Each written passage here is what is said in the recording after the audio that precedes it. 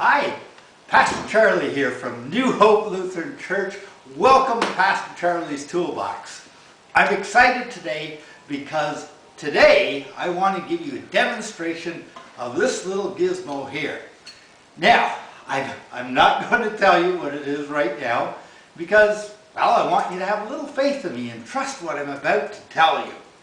So, believe it or not, with this little tool, I can fasten two pieces of wood together at an incredible speed. What I do, I just put this piece on top of this one, and watch this.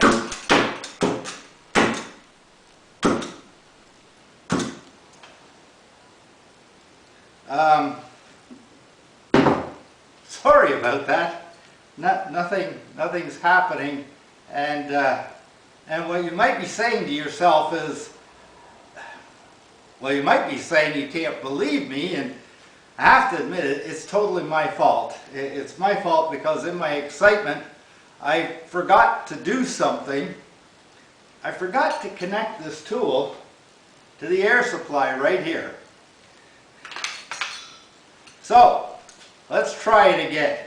Watch how quickly I can fasten this piece of wood to that one.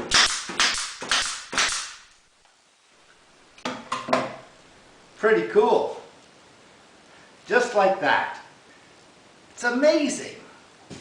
You know, so often we have to see something to believe.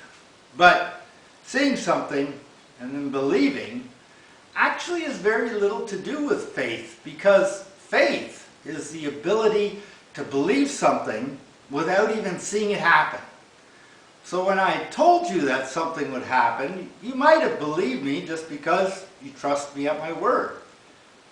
Unfortunately, when nothing happened on the first try, well, you may have lost that trust, and that was my fault, and it was simply because I forgot to do something ahead of time.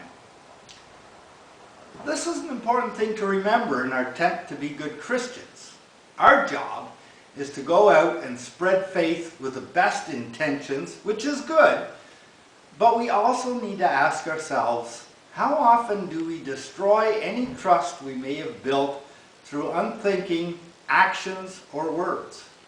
How often do we attempt to sow the seeds of faith, but then destroy them by telling a little lie, or taking advantage of someone somehow, or like Jesus in our lesson from Mark 5:21 to 43, who apparently arrived too late to do anything.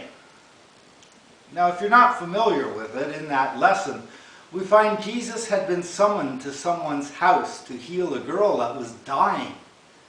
But on the way there, he became distracted by the needs of the crowds of people that were pressing around him, to the point where, when he finally arrived at this house, the girl had been pronounced dead. To those present, it seemed that Jesus had failed. I mean, could they believe him anymore? But Jesus showed them and us that God's power can overcome our shortcomings. He brought her back from the dead. And that doesn't mean we shouldn't try to do better, but it does mean that if we fail at something because we weren't thinking or fell for some silly temptation, we can still be productive Christians. What we humans need to be able to do is to admit our faults, our shortcomings, ask forgiveness, and attempt to do better in order to regain trust from others. And in the process, we would actually demonstrate that even fallible humans like us are capable of still doing God's work when we ask for God's help.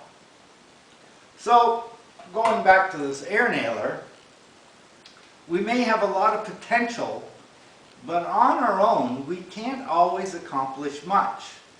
But, like when the air hose is connected to the nailer, when we become connected to God and ask God for help and strength, we're able to do incredible things.